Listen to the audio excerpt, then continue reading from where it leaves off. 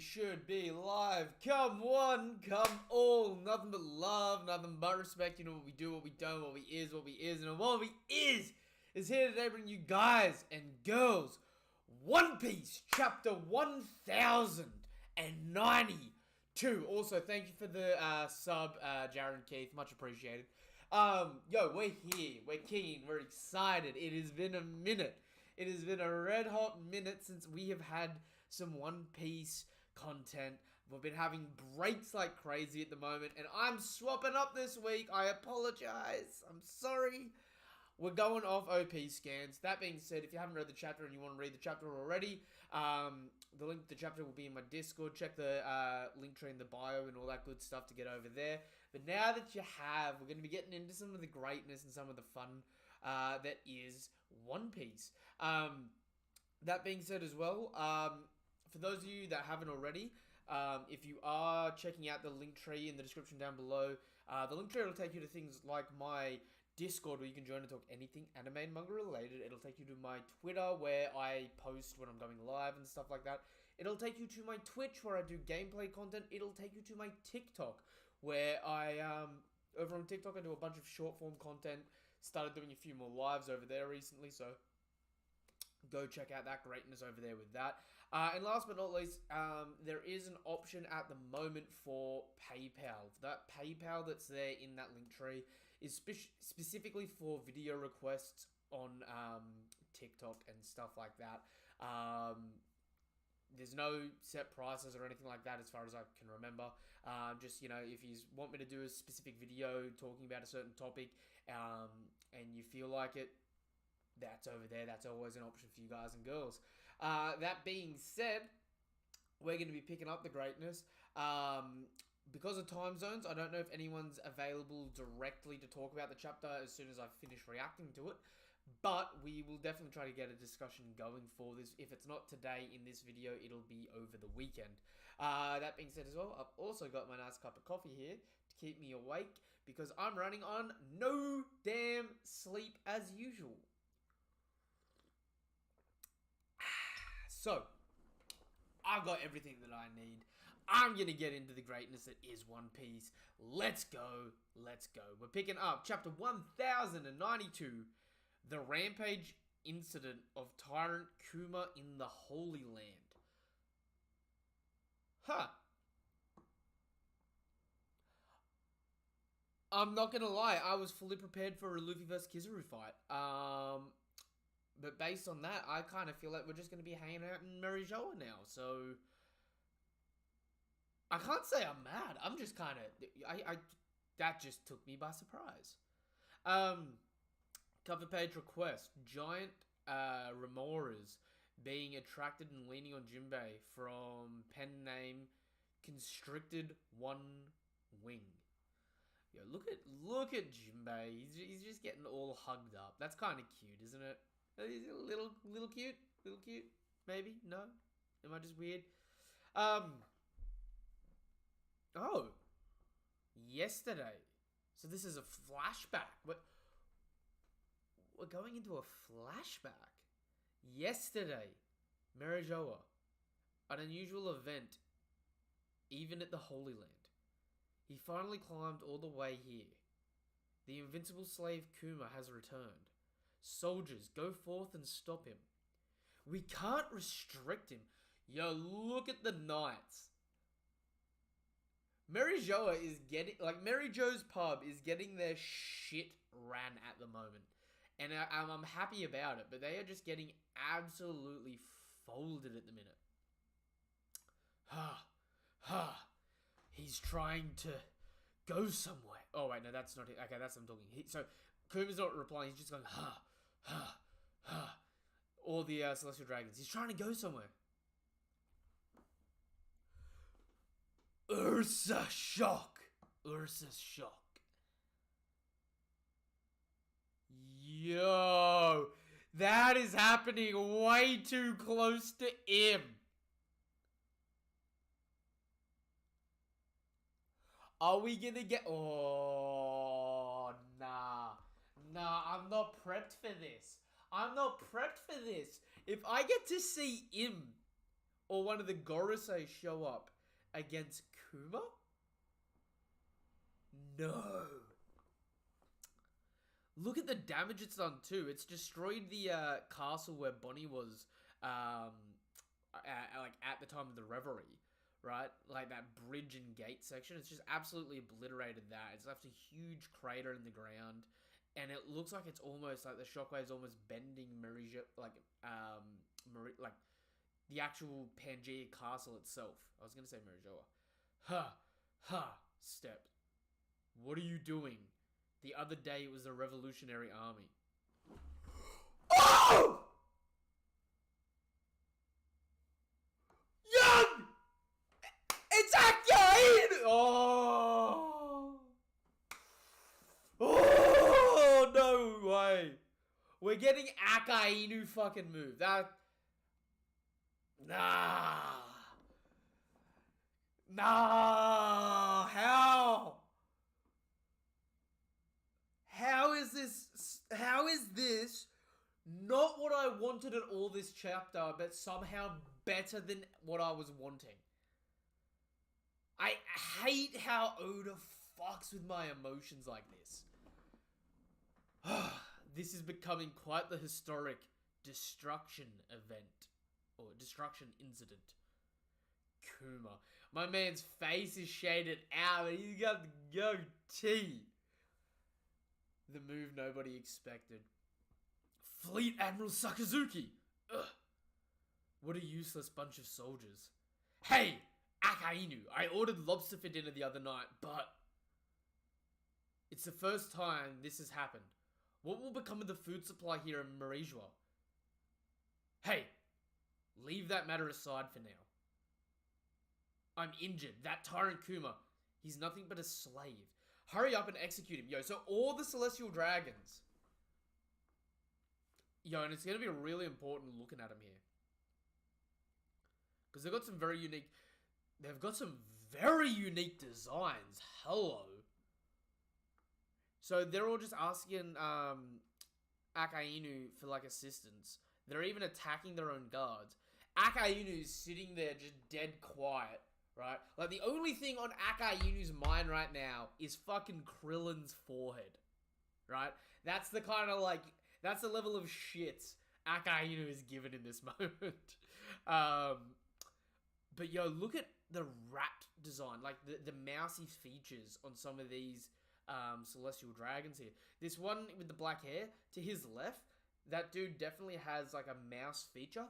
I think that the mouse characters have to be Don Quixote's, don't they? Based on Milsgard and his original design. Like the house symbol for like ironically we associate flamingos with Doflamingo, but the house sigil of the Don Quixote is the mouse, isn't it? Based on, like, Milsgard's ship is the Celestial Dragon and Homing's ships. Yo, fuck. I love Buggy, but Akainu pulls up and pulls out. I love how Oda makes this man look like an absolute, like... I hate Akainu. And I love to hate Akainu. Like, I love the Oda made a character that I hate so much, but at the same point in time, he's so fucking cool. Like, in his own way. He's just, like, so fucking, like, badass. Crackle, crackle. If we can't control you, then I can't let a dangerous individual like you to be on the loose. Your mind should have been non-existent anymore. Yo, and the magma starts dripping. Kuma, like, stumbles to his feet like he's drunk. With the shirt open, too. Did he have the shirt open earlier in the chapter? Yeah, he did. Man's jacket's open. He's got the fat abs busting at the moment. Alright? Nah, for real. Akainu cool as fuck. But I hate it. Yo, dude, it's like... Like I hate him with such a fine passion. Like I want him like Akainu in Marineford. I don't think outside of Charlos, there's a character I've wanted. Outside of Charlos, outside of specifically Charlos and Bellamy, there's not a character in One Piece I've wanted to see fucking beat more in my life than Akainu. And it's like, you get it. You get it in Marineford. You get that beatdown. You're like, yes! But when he gets back up, it's like, no! And now I'm stuck with him, and I've fallen for him so much in the sense that it's just like, I need more of him. Because I need to see him go through punishment. I need to see him punish others, and then I need to see him go through more punishment himself. Someone like you, who's the same as being dead. Where exactly are you heading to? Yo, so we finally see his eyes too.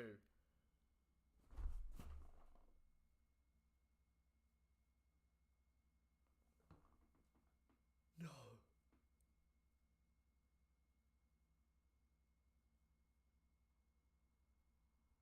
Like, I don't know what else to expect. Yeah, he's fighting Akainu. He's gonna get his shit rocked, but no.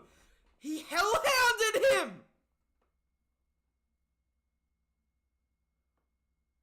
Kuma got the Whitebeard treatment! No!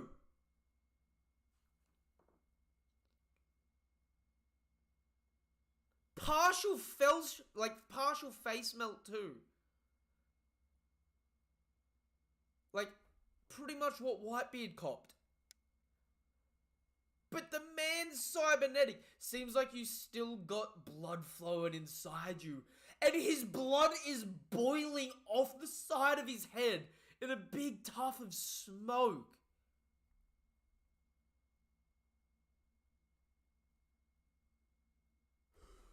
What is this? Kuma runs for his life, spewing blood out of his now half-missing face. Right? Spewing blood out of his half-missing face. But not all of it, because some of it's evaporating. And Akainu does some bullshit new attack. Stop right there, Kuma. Where it looks like he's done a mini great eruption. And there's a bunch of really small, like, magma meteors that are shooting around. It hits his leg! Oh, that foot is gone! And he puffs away.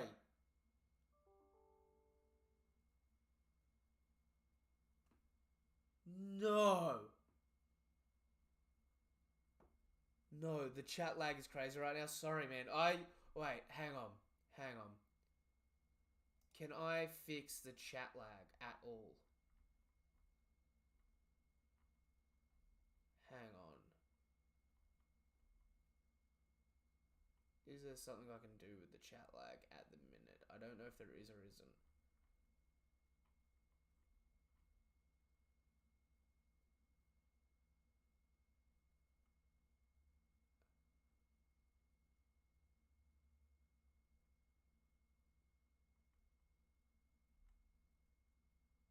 Okay. I can't adjust the chat at the moment, but the chat lag looks like it's gotten better. It's gone back down to a rate of 1 at the moment. I think the foot might be okay. Yo, dude, I don't know. I think the foot got caught, and while the foot got caught, he teleported. Because you still see the swash of magma here on that bottom. Like, you see the foot get caught, his face, like, he reels in pain. You get the, he teleports away, and then you get the follow whoosh of magma flowing, and he's just puffed himself gone. I think he lost his foot. Oh, no way.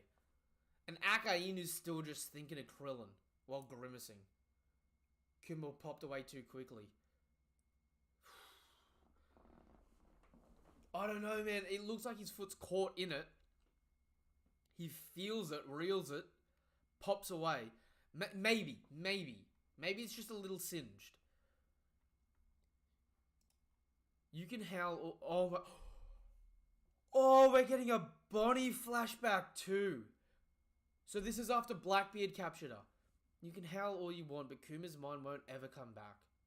He himself volunteered to become a combat weapon. Liar!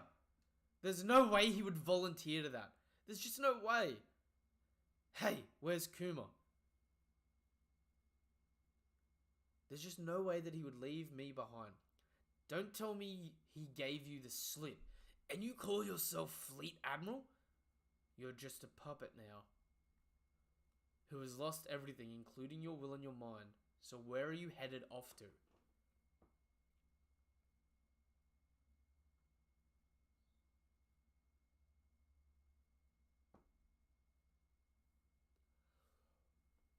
What a fucking strong... Like, what an absolute fucking strong opening to a chapter. Yo, and we're back at Egghead. Yo, I don't... I want more Egghead, but like, I don't want more Egghead. Like, that was such a good opening to a chapter. I kind of don't want to cut away. Like, I guess that, like, interaction's done, but still. New world, Egghead.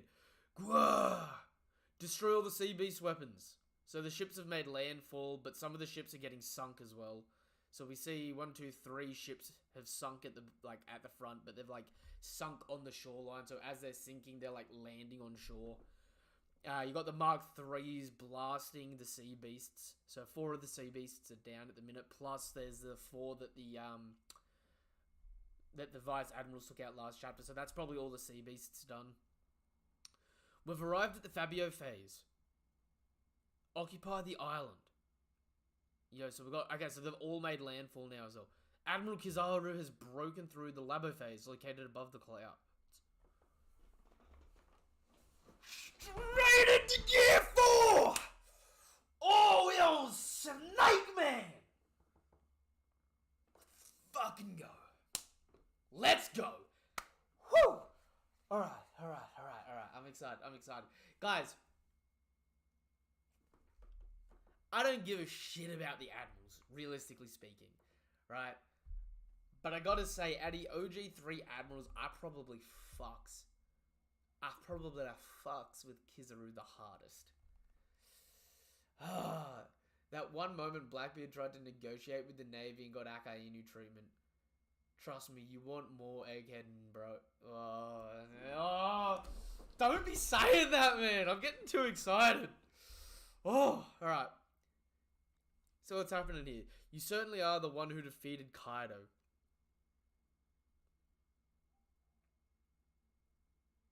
Wait.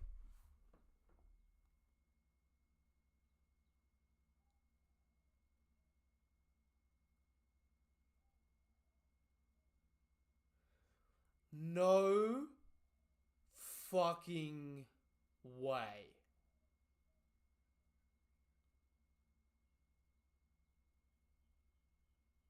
No. What? You certainly are the man who defeated Kaido. Luffy fighting Kizaru. Luffy's in Snake Man. Luffy's hitting him with the like with a rush. Like, Luffy's both hands are there, but you can see all the other attacks where he's landed. There's a bunch of impacts. Kizaru's sitting there just shooting lasers. But what is this? Luffy's not using advanced conquerors because there's no black lightning dripping off. But those impacts, Luffy isn't touching Kizaru. Wait, is that Luffy using Rio to hit Kizaru? Or Kizaru using Rio to block Luffy's punches hitting him directly? Or is that just Snake Man punching Kizaru and Kizaru with no fucking haki taking the hits, not flinching? Hold! No! Wait, hang on. I got photos. I got photos of haki. I need to see some Snake Man versus Kaido. Give me a second. There's reasons for these. right? The reasons being...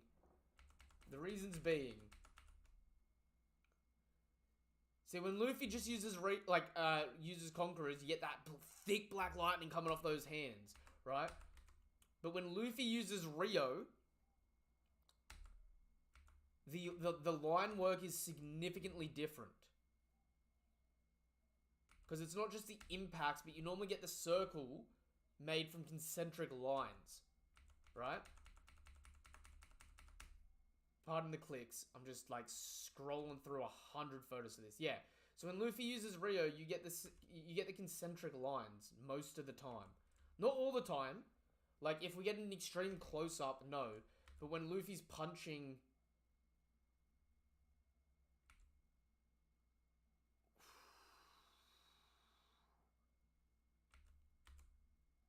yeah, that doesn't look like Rio's being used there. That looks like 100% Luffy's just smacking on Kizaru, and Kizaru's just eating that shit. Kizaru did offer to handle Big Mom and Kaido by himself when they first made an alliance. Like, I know I said it last chapter when Luffy came in with the armament or Conqueror's Haki and just punched Kizaru. Kizaru just put the arm up, no Haki, and blocked it. It was like, But this is fucking Snake, man. He's putting in a flurry. I'm going to assume Luffy's not using any form of advanced Haki here. But that's still super impressive because Luffy just with armament Haki coming in on a Gatling on Kizaru. They're landing. And Kizaru is literally unfazed. In fact, it looks like he counters by, without Haki, just like blocking with his knee. Like he's got one foot on the ground, shooting the lasers. Luffy comes in with a right hook and like he blocks with the knee, just like Katakuri did in Snake Man, except way more finessed. You're formidable, but a pirate like you protecting Vegapunk? What's the reason behind this? That's the question I want to ask. Why do you guys want to kill Old Man Apples?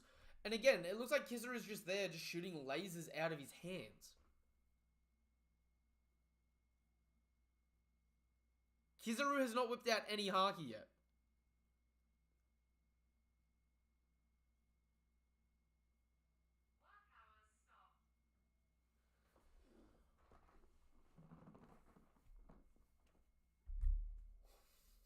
Wait a fucking minute.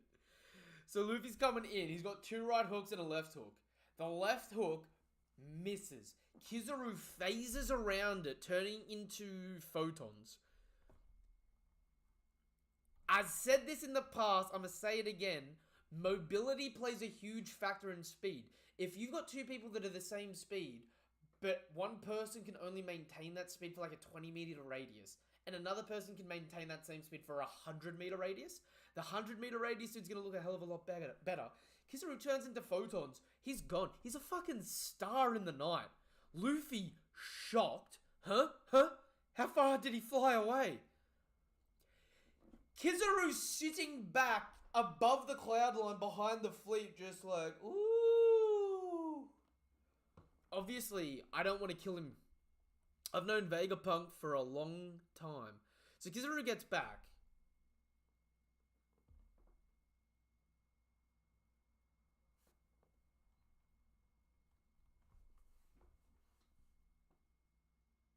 This is new. This is new.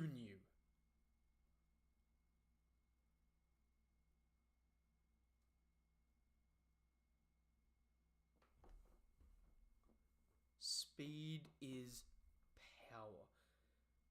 So please don't get in my way. Acceleration is power. He turns his head into light.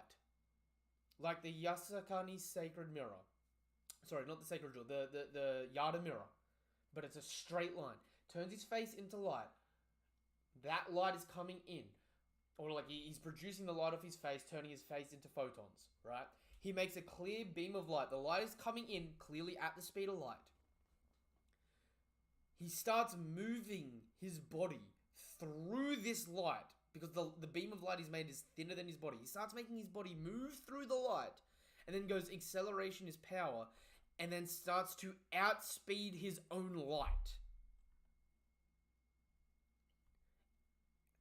So Kizaru's back here, shoots a beam of light. The light is traveling at Luffy, right? At the speed of light.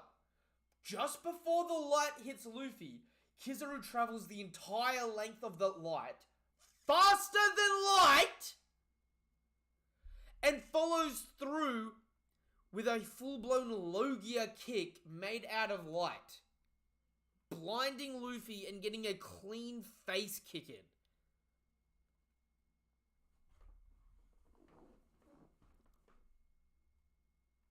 Not just a clean face kick. He gets a clean face kick. It's humanity's giant robot of dreams.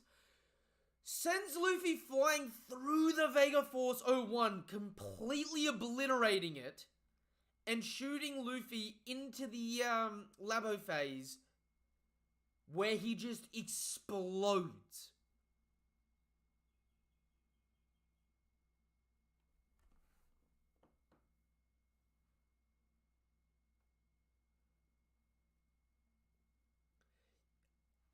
Young.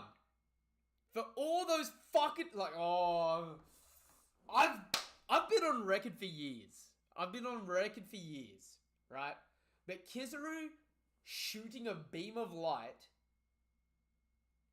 then outpacing his own light, is straight up an FTL feat. Unquestionably. And, like, we shouldn't be, like, questioning this, because we already had people like Ichiji, like, blatantly do the same fucking thing. Right? But for all the people that are like, Kizaru's a light Logia, the verse caps at light speed. Like, I feel like, hang on. I've got something to describe this better, I think. I've got something for this, surely. Hang on. Alright. I'll use...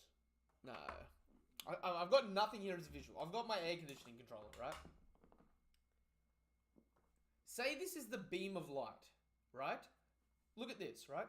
If you're traveling at the speed of light is that thing moving there. Except when it gets here, right? If you're moving at the speed of light, it should be moving like that. What's happening here is this thing's moving at the speed of light. It gets here. Kizaru activates his attack. And while it's moving at the speed of light, Kizaru outpaces his own light to get to the front of his beam of light to kick Luffy in the face before the beam gets there. That is fucking ludicrous. And the reason why that is so fucking ludicrous is because it's one thing that I've mentioned in the past, that things like Shave have got in-canon explanations to be 10 times the speed of light, right? It's already bad enough that we've got that whole conversation. And then there's, like, the observation mobility argument with people in those speed tiers, right? But Kizaru is not using Shave here. He's shooting light, and then as light, outpacing his own light. I'm stuck on this point. I'm stuck on this damn point. I just don't know how else to reiterate this, right? When you eat a devil fruit, you're as strong, like, the devil fruit's base abilities, when you eat that devil fruit, you're as strong as, the base abilities are as strong as you are in that sense. So if you're, like, a 1 out of 10 in strength, and you eat the light fruit at a 1 out of 10 in strength, and then you get 10 times physically stronger, that light boosts up. That's why people like Mr. 3, whose ability is wax, can make his wax harder than any steel. You gotta think about this stuff, guys. Like, honestly, it's getting spoon-fed now. And I love it, but, like, oh, I love how it's clearing it up. So Luffy gets sent packing. The Sunny gets dropped. And there's a huge explosion from the Vega Force. Huh? Frankie, Bonnie, run. Huh? Lilith? The Vega Force is... Damn it all. Our dream. The Vega Force has been... This is unforgivable. Is the Sunny okay? Straw Hat has just been blown away. Kizaru, you old bastard. You've grown so much, Bonnie. Kids these days sure grow fast. Yo, Judith, hello, hello. Good to see another person in the crowd. Cheers for dropping through. My, you've grown so much, Bonnie. Kids these days sure grow fast. You have a grudge on him, right? I've been given orders to assassinate the Dr. Vegapunk that you hate. My enemy has changed, Bonnie. Oh, my enemy target has changed. Bonnie.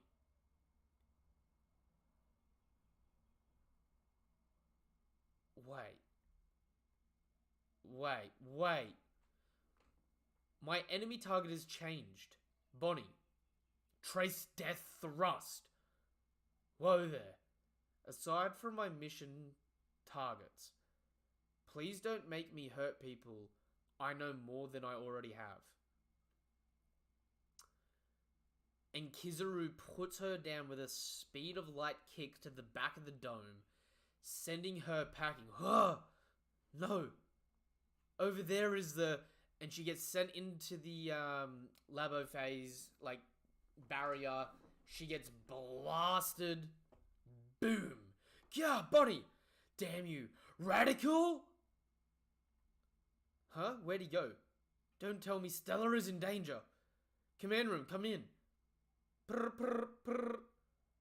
Kalak. Usopp? Labo phase command room. Frankie, you guys alright? I just heard a big explosion over there. We did it! We cracked the code. Really? You see that, York? What? Curse it all. You damn genius. Are we gonna know what the code is or not? Or is that just irrelevant? Kizaru's hands are rated E for everyone. Actually, I think you'll find Kizaru's hands are rated E for educational. Because when you fuck around, you're gonna find out. That's what Kizaru's rated, right? This man out here educating people on how to get beat. Frankie-kun, the barrier can now be disabled. Have you brought the Vega Force 01 and the ship back off the island? About that. Your escape plan has been foiled, Vegapunk. Your giant robot of dreams has been blown to bits. Holy shit, that's Gear 5. That is... Woo! Yeah, Kizaru, when did you... Yeah, it's over. Please understand. This is a tough mission for me too. Whack! I don't want to drag this on too long. Yeah, that hurts. Yeah, it's hot. So Luffy comes in giant form and just scoops Kizaru up.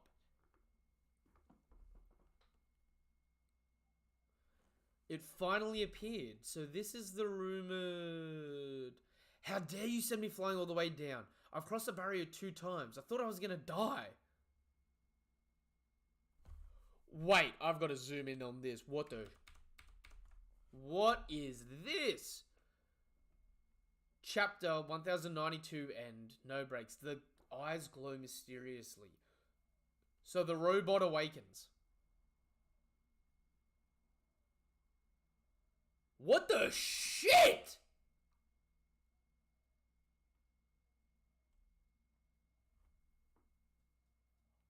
There is so much in this chapter. But only 2 things happened. Yo, I feel like I'm bugging out.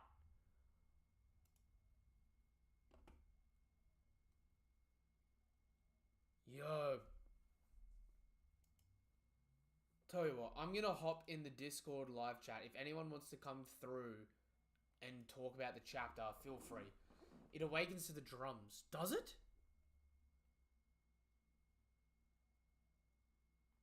I do see the dum tut tut, dum tut tut, dum tut tut, and the eyes are... Hold on. Luffy's grabbing Kizaru here with no haki. So Kizaru's letting this happen too. But the question is, why didn't it wake up when Luffy fought Kizaru?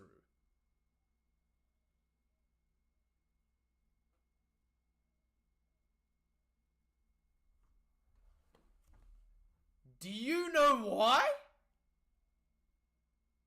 Do you know why? Do you want to know why that robot just woke up? Oh. Oh. Yeah, you're right. It didn't awaken when Luffy went Gear 5 fighting Lucci. So it's not the drums of liberation. Although, did Luffy have the drums when he was fighting Lucci? That is actually a good question. I don't remember... I actually don't remember hearing the sound effects when Luffy fought Lucci. Hold up. Luffy vs. Lucci was like 1069. Because it was a funny chapter name. Yeah. Yeah, so if you go to 1069, when Luffy starts fighting Luffy... when Luffy and Lucci start fighting... Okay, there is the dum tut tut da, tum tut tut da. It just only happens on one page in their entire fight. Which is like right at the beginning. Nah, I think something else is different. Yo, Young. I think something else is happening here. Can you hear me? Alright. I think this robot's something fucking else. Yeah. Do you know what this fucking aligns with perfectly? Kuma.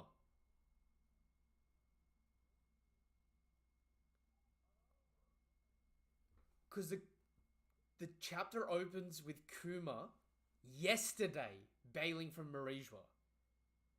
Bonnie, at that time yesterday, was going through all of Kuma's memories and ended with, oh, it'll be alright after she had a cry. What if Kuma's plan was to put his memories in this robot?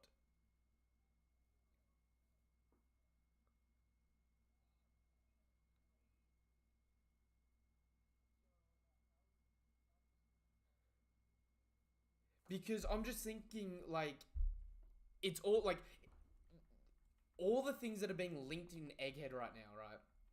It's like, how are they coming together? Ooh, that is the wrong page that I just backed out of then. Hang on. But looking at this, like, we open up with the fucking Kuma stuff in Marijua, right? So it's like, what the heck is happening there? Clearly, and like, you have Akainu saying, it's like, what are you doing? Whose orders are you under? Right?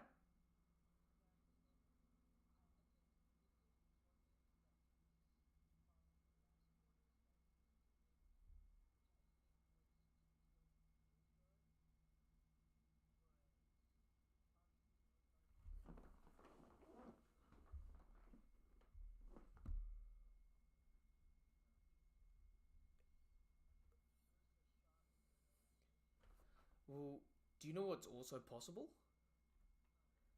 He's behaving because he made it to Marijua, gets to the top of the line, starts attacking and causing damage, and then like deletes away, right? So you could look at it at one of two things. What if he's made it to the top of Marijua because what's in Kuma's consciousness right now is the consciousness of that ancient robot that 200 years ago went to the top of Marijua just to wreak havoc?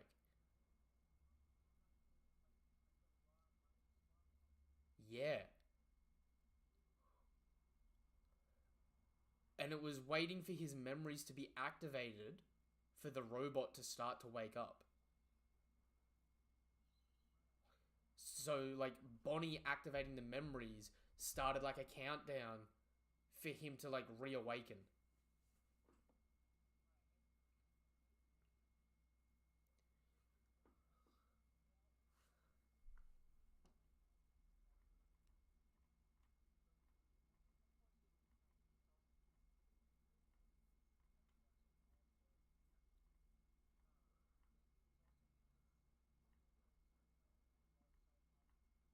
Hasn't reached yet.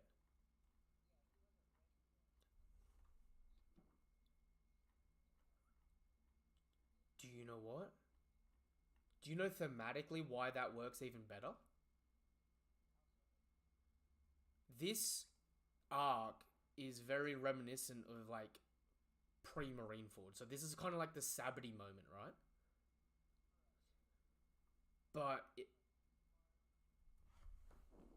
but if you blend it a little bit further, think about Impel Down. Impel Down was a Revolutionary Army member with a plan whose plan got altered by the events of Straw Hats, causing them to abandon their initial plan. Like, Ivankov was meant to stay in Impel Down and then was forced to leave his mission thinking this is going to be more important.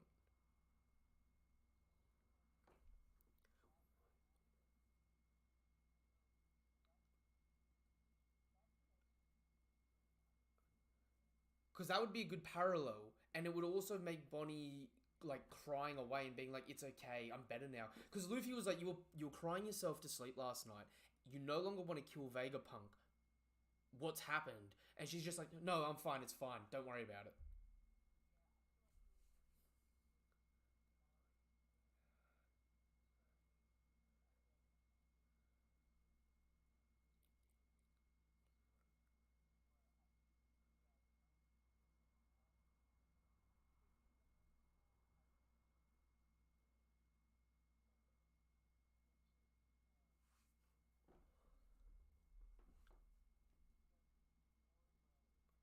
Well,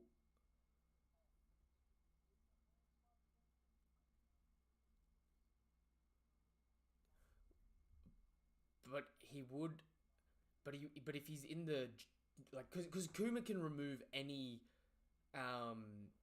form of nervous system, like not the connector, like any metaphysical nervous system, right?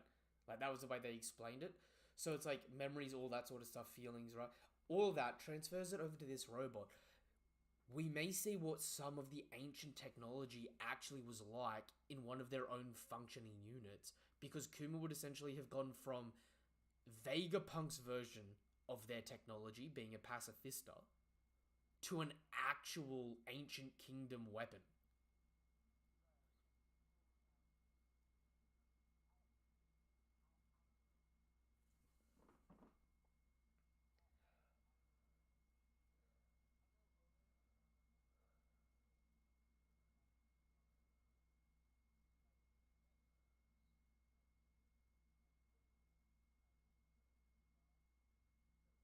See,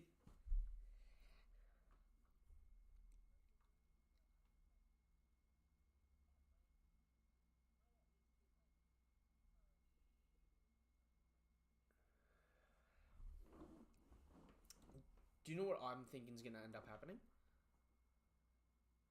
Looking at this right now, right? This ancient robot wakes up. If it does have Kuma in it, Kuma's gonna do what the Vega Force 01 did, grab the Sunny and fly off. The question is, will he still have his devil fruit powers in this body?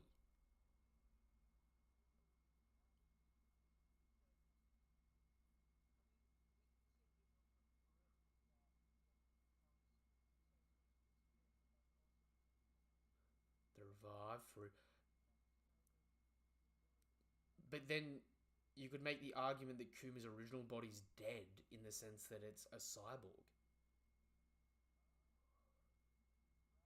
But the fruit still works.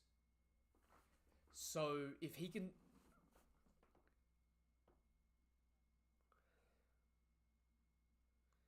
Because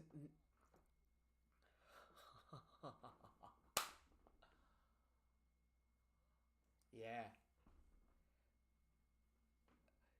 Yo, do you know what? Imagine this scenario, right? He gets up, starts moving. Everyone's really shook, like, oh my god, what's happening? I don't understand. Everyone's freaking out. He says something very clearly meant for Bonnie and Vegapunk. They immediately understand who it is and say, it's okay, we can trust it. He flies them away, right? But now that he's in a giant body, because this thing is, like, Kuma was 8 meters tall, around that, like 6 meters tall. This thing is like 60 odd meters tall, right? So it's like 10 times bigger than him, right? Imagine him doing an Ursa shock in this.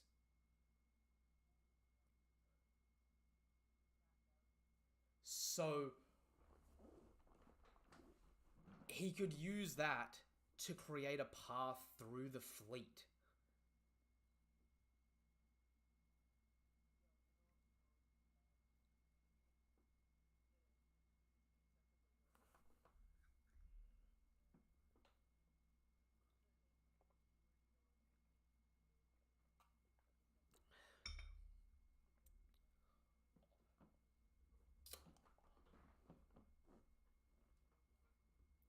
Making matters even worse, because this could be funny as anything, the light gloves? What if this giant robot has the light gloves built into it? Because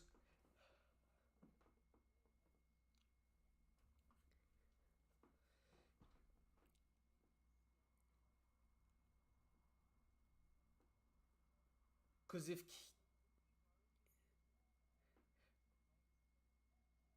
so this could be great, because it could be a battle of two giants fighting Kizaru, right? Which could make Saturn maybe want to get involved or not, potentially, because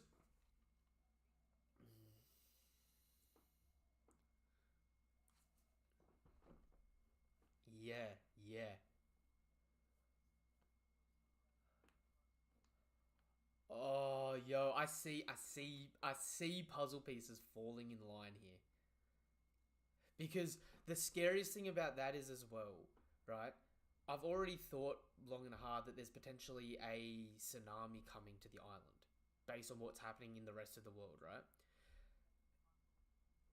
So imagine this fleet getting hit with an Ursa shock in one direction and then a tsunami from the other. That's a lot of plot armor for the Straw Hats being able to get away reasonably without.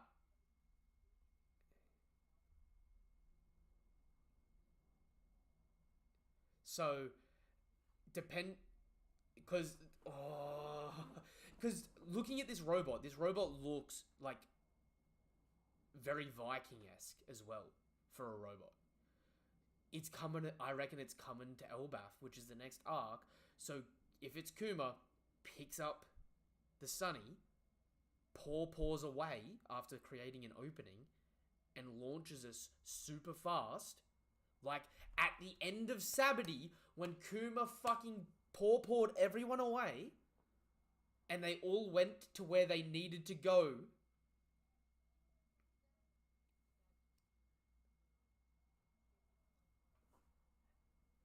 Yep. And because the robot's injured, he's essentially mostly broken. But when he gets to Elbaf, the Elbathians are able to like identify, oh, you're one of these, machines or whatever, right?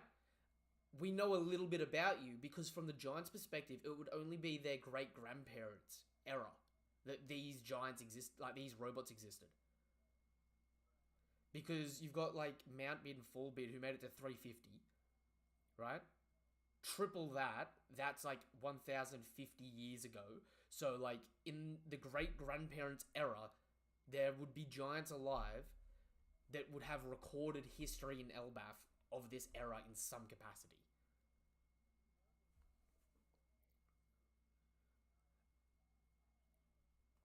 and they worship the sun.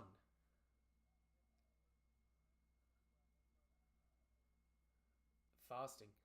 So, don't even. I had a random off, like, crack ship thought on that as well, right? So, you know how in Sky Island they pray to the sun god and they make a sacrifice? And you know how in Elbaf they pray to the sun god and they fast? That's because Joy Boy took a crew member from Skypiea, so they think the sacrifice appeases him when really it's him taking a crewmate, right? And the reason they fast is because Joy Boy ate all their food because he was like Luffy, a glutton. He would just like eat all the food.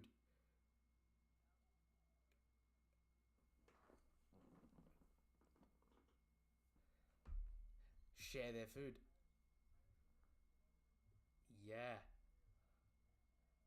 Because I'm like, just think about those from a mythological standpoint. If it's like 1,000 years later, right? People have like misunderstood what happened back then, and they're trying to do things to like appease that same person that no longer exists. You know what I mean?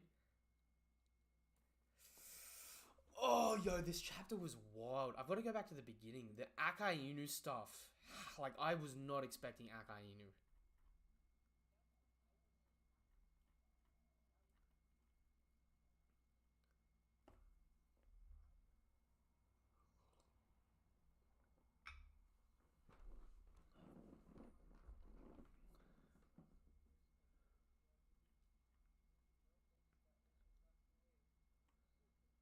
Do you know what makes that a little crazier to me as well, though?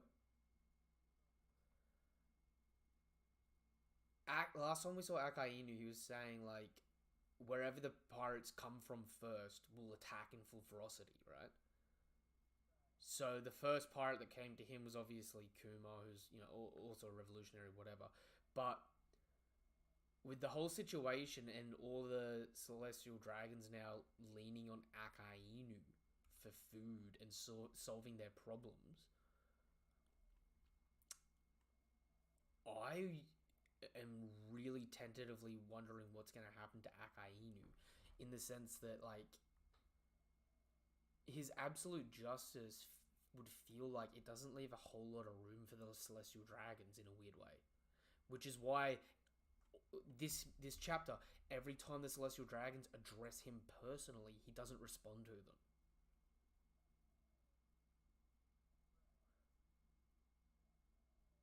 Because, like, they are like talking to him directly, and Akainu specifically goes quiet when they talk, and then addresses Kuma, and then goes quiet whenever they talk to him again. So, oh,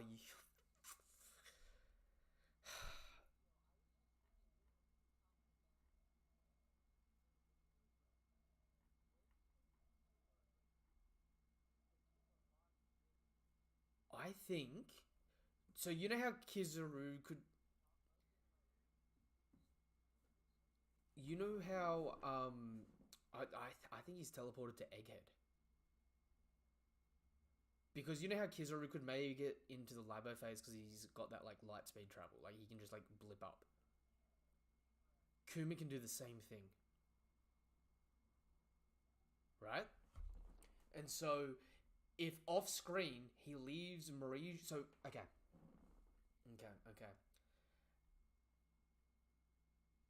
Bonnie touch. So, I gotta go back and check when certain things are happening in the timeline. But something happens to Kuma. The revolutionaries get him out of Marijwa, and he doesn't fight back or do anything wrong. It's not until he makes it all the way to New Kama Queen, like the newcomers, right? Like Kamabaka Queendom. It's not until he's there that something changes. He activates some kind of command and then goes back to Marijwa. The problem is he going back to Marijwa, or did he go as far as he could, which was to the Red Line, climb the red line so he could blip again.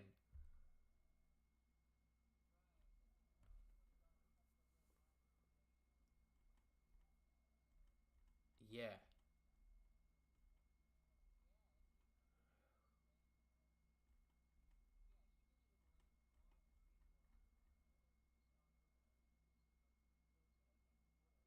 Yeah.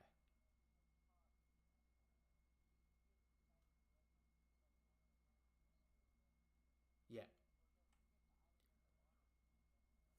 He hit the red port, climbed his ass up, gets to the top, they throw chains around him.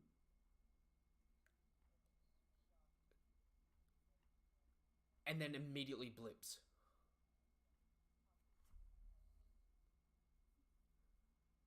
So it may not be that he was attacking.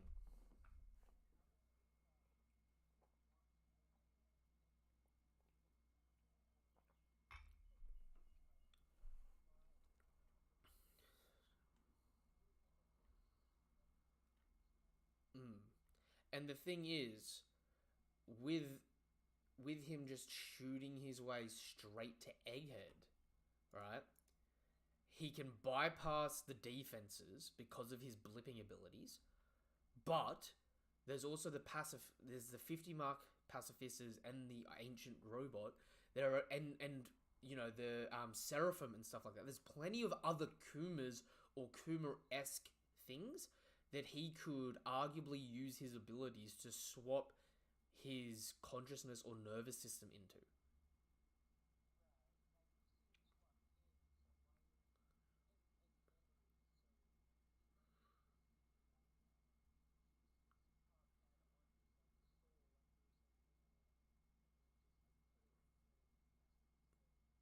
Mm. See, and the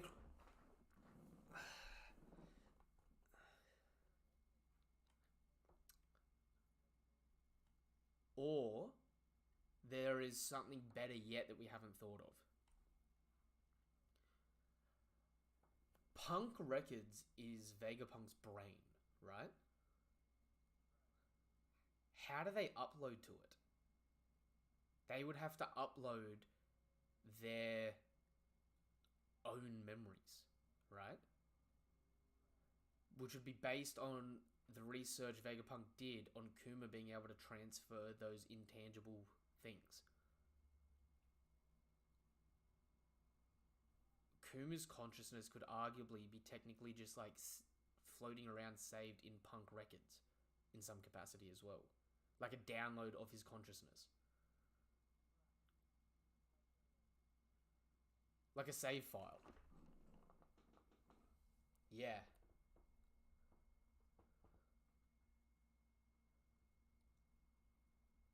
Which would also explain why Vegapunk wasn't too pressed about him and the situation he was put in, right?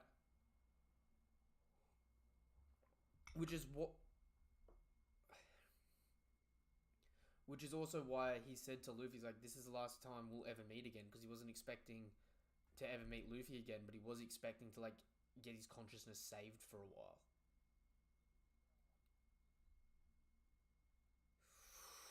There is way too many possibilities now, because you know what the other scary thing is about Kuma making it to Punk Records? Transferring a copy of the memories to other people. Like Vegapunk's memories. So, like, you know how Vegapunk wanted to... Yeah, because you know how Vegapunk wanted to broadcast his memories at some point, so everyone had the same knowledge? Kuma could arguably, like, shoot off copies of it.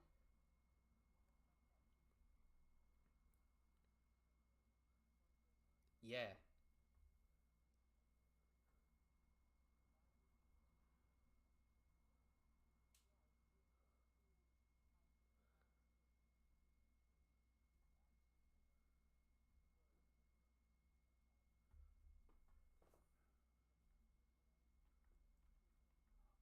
Oh my god.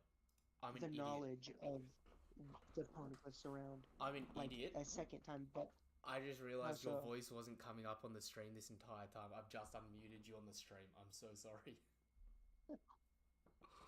Oh, that's That's funny. hilarious. That's a good technical issue there. That's on me. Um, all right, that's sorted now. Yo, that is so wild though because there are so many possibilities here, and the fact that that event happened yesterday says that he's already on the island now. Right. Which, if he is that robot, that's fair enough. He's gonna get up. But the thing about that robot is that robot's down with the 9 vice admirals. Oh yeah, that's true. It's all the way on the floor or on the ground level. But do you know what else If is it if possible? it what? The egghead floating cloud bit. There's actually like one building shaped like a Coke bottle in the middle of the island that produces that cloud for the punk records and that. Right. If this robot Kuma gets up because he's down below, grabs that bottle and then blips away, he brings a whole island with him, Yo, that would be cracked. which would bring punk records all the way over to Elbaf, which might mean this fleet doesn't just stay at Egghead, but comes to Elbaf. Yo. Yo, I don't know how I feel about that one. It's cool, but at the same time, it kind of seems like it would be a little bit messy when they get to Elbaf. Like, how are you gonna make friends with the giants there? Of course, they already made friends with Dorian Bragi and uh Hyruden, but uh I really don't see how they would make friends there if like the first thing they do when they're like making Well, landfall is bringing like a full-scale war. that might You know what I make them mean? more friends than anything because Elbaf's the land of proud warriors who just like to fight. Oh yeah, that's true. It's like, I brought you a war, you're welcome. Just something for you to fight, have fun. And then if someone like Loki is like an actual coward, he could be part of the internal conflict, being like, "Why'd you bring this war to our lands? You know, it's not right for our people." Blah blah blah, and everyone's loving it. But Loki's Right. but Loki's kind of like Usopp, where he's just like scared. And Usopp's got to be a brave warrior of the sea by teaching the king of the giants, Loki, to be brave.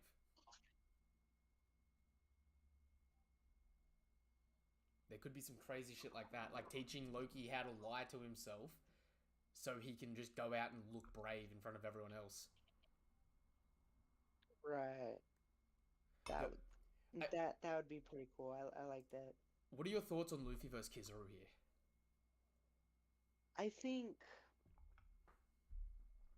I feel like Luffy shouldn't have had to go Gear 4 necessarily, like right off the bat, how he did, but I also feel like Oda's trying to show us that just because he uses Gear 5, he's still gonna use Bounce Other Man views and in it. Snake Man. Yeah. So I think now that Luffy activated Gear 5, I think I don't know. I feel like he's just gonna stomp Kizaru, honestly. Like Kizaru might be strong, but well, it's not. He's not gonna stomp him, but I think he would win, and I don't think it's gonna be like take him as long as it took him to say fight Kaido. I It's I it's don't think it'll pretty take chapter one. I don't think it'll take as long as it did to fight Kaido, but I actually think Kizaru's going to come out of this looking like he was going to win. Mm. I don't know, because this feels like sort of the redemption for the Straw Hats, and the whole thing on Sabaody was the fact that they couldn't like stand up to the might of an admiral and couldn't win versus an admiral, and they had to run away. And sure, he didn't run away, but I still feel like it wouldn't feel right if they lost. So I It don't. wouldn't feel like they actually, because the whole story is basically like Sabaody's like, okay, you're not here yet, and then basically all Egghead has been is like, okay, you're about at that level of like Emperor where you can start like thinking about being the Pirate King. So I So, agree with that wholeheartedly, but that's the exact reason why I think Kizaru's going to look like he's going to beat Luffy here. it's going to be before Luffy couldn't do anything to Kizaru.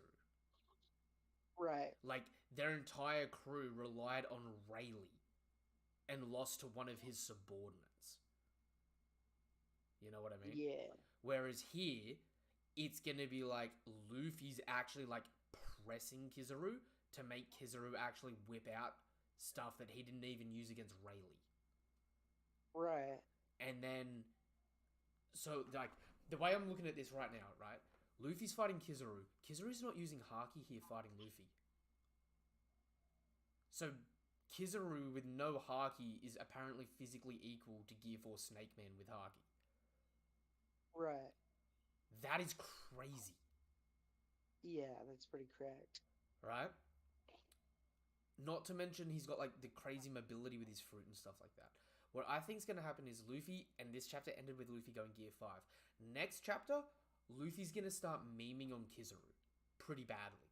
Like I think he's gonna make Kizaru look like a bit of a joke, right? Yeah, it's gonna be a Luffy versus Lucci type of deal. But then, do you know what's gonna happen? Uh-huh. When this man, I think we're gonna start getting the other fights. We're not gonna focus too much on Luffy versus Kizaru. I reckon Luffy versus Kizaru is gonna be in total like 3 to 4 chapters, right? And what's gonna end up happening is Luffy will go Gear 5, start memeing on Kizaru. Kizaru will start showing off some more advanced forms of Haki. Luffy will start showing off some more advanced forms of Haki. And it'll look like they're kind of relative, but because of Gear 5's mechanics, Luffy's like, oh, okay, I'm shitting on you, Kizaru. And then it's going to get to the point where other stuff is happening with other people. And I think we're going to get a mostly off-screen glimpse of Kizaru's awakening. And it's gonna seem like that would have beaten Luffy. So that when this arc concludes, Luffy has an understanding that he needs to develop an ability to handle Logia awakenings. Right. While in Gear 5. You know what I mean? And the reason I stand by that so much is because even at the end of this chapter, we have Luffy say that when he grabs Kizaru in Gear 5, Kizaru's hot, right? But even that, so Luffy's in full Toon Force mode here, right? Right. Look at everyone else in the room, their eyes are shooting out of their head, right? Mm-hmm. Kizaru's chill, cool, calm, and collected. Even though it caught him off guard. He's sweating, but I feel like that's because he was more like braced for it. Like, of course, it caught him off guard, but he's an admiral, so he's like, he's a pro. He's not gonna like eyes pop out for that. But Kaido's did. I feel like that was more of a shock factor. Yeah, like, oh shit, you're still alive, and you look completely different. Who the hell are you? See, type thing. Do you know what I'm kind of looking at? Because Kaido was completely casual, and then an arm reached through the top of the Onigashima and ripped him out, and like his eyes popped out as he was like getting pulled out, and he's like, "Yo, what is going on right now?" But Kizaru's with Saturn, and Saturn, of course, knew exactly who Nika was. You know what I mean? Kizaru so I don't really think implies Kizaru at the end that he knows about Nika as well. Yeah. But so he might have been like briefed on how Nika would fight, or Nika's abilities, or even it could even just be like maybe he's seen a newspaper that had Luffy's wanted poster in it too, though. I think he's shocked that Luffy grabbed him like that, but also he's shocked to see it. Because if you actually look at it, Luffy's not using Haki while he's grabbing him. Right. So it shouldn't hurt him, and he should be able to get out of it, arguably, at this moment. Or, Luffy's Gear 5 Toon Force is, if he thinks he can do something, he can do it, therefore he thinks he can grab Kizaru anyway, so he can grab Kizaru. Right? But, did you notice Kizaru's change in speech? Yeah, he's like not being as slow as he was, like, because Normally whenever he talks, he has like the Well, what like 10 dots in the middle of a sentence, and then he'll finish. he finishes sentences with a pause when he's fighting someone non-seriously. So like you look at the beginning of their fight. He's like, "You certainly are the man who defeated Kaido." And then Luffy starts hitting him with the Gatling, and he's like, "You're formidable, but a pirate like you protecting Vegapunk? What's this? What's the reason behind this?" And he starts talking more consistently with him while he's more Right, and then serious. Gear 5 comes along and he's like, "Oh shit, you're that one dude I seen in the newspaper." But when Gear 5 comes, he goes back to, "Oh, it finally appeared. So this is the rumored." You know what I mean? So it's like Right. he was chill. Luffy put a bit of press on him. Hmm. He takes it serious for a moment, dealt with Luffy, goes back to being chill. Then Luffy grabs him while he's in chill mode, and he's like, "Ooh," and then he'll probably start getting more serious again. Am I the only one who feels like Egghead isn't gonna be too much longer? Like of course everybody feels like Egghead's on the verge of its climax, but I mean like maybe like even 1 to 2 chapters. I don't really see Egghead going too long. I've got it ending on Because chapter if it goes 1100. too long, then 1100, is there any specific reason? Chapter 900. Well, okay, maybe one or two either way, because Oda doesn't really do something super special on the 100s. Like, there are times where he has, but he doesn't do it on every 100. You know what I mean? But there was a lot of Yeah, pressure on him on chapter 900 for there to be something impressive. Because, and like, he even said that at the time when he was doing Whole Cake. He was like, there was a lot of pressure on me to make chapter 900 really engaging, which is when the Straw Hats and the Sunny was like sunk trying to escape Whole Cake. And then right. we got chapter 1000 that was like specifically set up to be like the hype of getting to the rooftop, right? I feel Right. like ending this arc on, or maybe one or two chapters either side of chapter 1100, would be a pretty safe place to do it, because that gives us 8 chapters left, right? In the next 8 chapters, we see a few important clashes with people. So this chapter, like, so with this chapter, the Vegapunks crack the code, the shield goes down. Luffy even says he got blocked by the shield twice, right? So Right. Kizaru kicked him down. Luffy's trying to get up, getting blocked by the shield. The Vegapunks drop the shield. Luffy comes up, grabs Kizaru. So the rest of the Vice Admirals should be able to get up now, Right.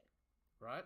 So let's say one or two chapters of just like really brief clashes. So like next chapter's Luffy versus Kizaru. 1094 and 5 is like Vice Admirals getting brief clashes with some of the Straw Hats while they're trying to escape, right? But it's like Right. only the Vice Admirals, like the other guys are a bit too far behind dealing with like pacifistas and shit like that, right? Then like the giant robot appears on like 1096 doing something. 1097 and 8 is like Kizaru's awakening is teased, and maybe Saturn makes a move, right? Right. So it's like, oh my god, we're on overwhelming odds, and then say like that robot helps us just escape to Elbaf, and there's just like a huge clusterfuck of shit going wrong in the aftermath. That could get us out Right. in like under 10 chapters. You know what I mean? And because of that as well, you got to think of how good it would make everything look, because you get a showcase that admirals are relative still. And in fact, some admirals may be even more impressive, because even though Kizaru's light fruit's really impressive, it's like it's not passively more destructive than say Akainu's fruit. So Right. there's still room for there to be like more like oh my god moments, right? It gives us interesting fights, but also it leaves ambiguous where it's like who would have won either way. Right. You know what I mean? And like maybe you get like a bit of a tease or a bit of a reveal of what Saturn's individual ability is. So we've got like a rough idea of what to expect from the actual other Gorosei. Right? Right. Pushing us all over to Elbaf, where because it's really hard because it depends on what the theme of the final saga is. You know what I mean? Because this being the first arc of the final saga has to have a lot of the setup points for stuff going on in the final saga. So it's like this arc's already set up the introduction or the reintroduction of Im and the Gorosei. It's introduced the concept of the revolutionaries making an actual stand. It's introduced the actual military might of the Celestial Dragons, and it's showcased the last remaining Yonkos making very active and heavy moves. You know what I mean? So it's Yeah. like all of those things happening side by side. There's always going to be something really important to jump to, but it's like you don't. I don't think they're going to linger too long in any one place now, and because of that, it's going to be like from Sabbaty to Marineford, where you're like got 10 chapter arcs that you're just shooting through for a bit. Right. You know what I mean? And that's not to say that I want this to end anytime soon, because I don't. But I think there may be a few arcs that we don't expect. So say we have Egghead. We go from Egghead to Elbaf. We have an arc in Elbaf. There could be more conflict there, especially if this fleet follows in suit in some capacity. You've got the issues with the Blackbeard pirates that are supposed to be present here as well. Right? So it's like those Blackbeard pirates, now that the Marines are on the island, right? Right. What are the Blackbeard pirates going to do? Because do you know what another possibility is that I didn't think of? If Kuma is in that robot and is trying to do a plan and does help the Straw Hats escape, what happens if the Blackbeard pirates kill Kuma and take his fruit? Oh yeah. Um, I like. Well, real quick. I'm probably gonna have to leave in a Yep, little no, bit, that's so all good. I'll probably leave with this. But I like how Oda does that. Like how he throws so much at you that you forget about what's like. Almost you forget to keep track of everything. And almost completely forgot the Blackbeard pirates were there. Yeah, and like now would be the time that they would infiltrate or do something super massive if they were going to at all. Yeah, now that Luffy's fighting Kizaru, so Kizaru is like distracted. Saturn isn't gonna show himself like he said. Um, Katarina Devon can copy by people, Saturn, right? right? What if the upper limit of her fruit as well is being able to copy them and their abilities if they're a devil fruit eater? Oh, She could copy Luffy potentially while she's here.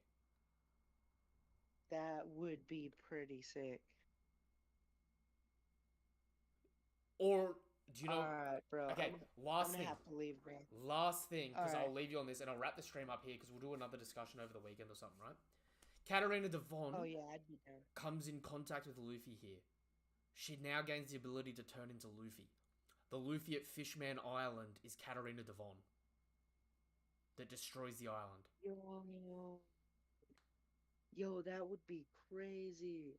Does Katarina Devon have to touch somebody to turn into them? We've never seen it, but if that is the case, it very easily could happen here. And then yeah, and then Luffy is the guy who, like, it's not him, but it's still him. Yep. Because Blackbeard could go Yo, there looking for the last road poneglyph and destroy the island. yeah, I never thought of that. That's a pretty good theory. Oh, okay. We'll call it there. We'll wrap up there. There's so much. This chapter is so much. I need to process it. Right. That's what I was saying. There's so much action, and then at the end, it just gives you that like nice little helping of lore. It's Oda is such a fucking good writer in that regard. Like he's so good at getting like a good weekly tease.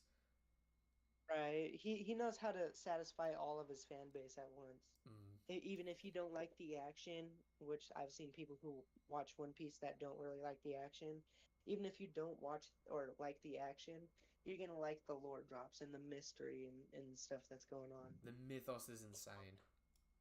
Yeah. But yeah, have a good one, bro. Yeah, you too, It was man. nice talking to you. Catch you later. Have a good one. Alright, I'm going to wrap the stream up there for now. Thank you guys and girls for coming through. Nothing but love, nothing but respect. Peace. Have a damn good day. Don't forget to subscribe to the channel. Hit the bell icon for more notifications for content like this. Give the video a thumbs up and all that good stuff.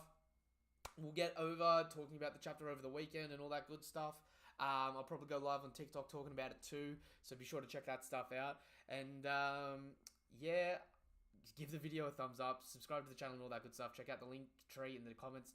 Check out the link tree in the description down below to take you to things like Twitter, Twitch, TikTok, Discord, all that good stuff. Let me know what your thoughts are on this chapter in the comments down below. And until the next chapter of One Piece, or until the next video on you watch, whatever it is you're here for, nothing but love, nothing but respect. Thank you guys and girls for coming through. Goodbye.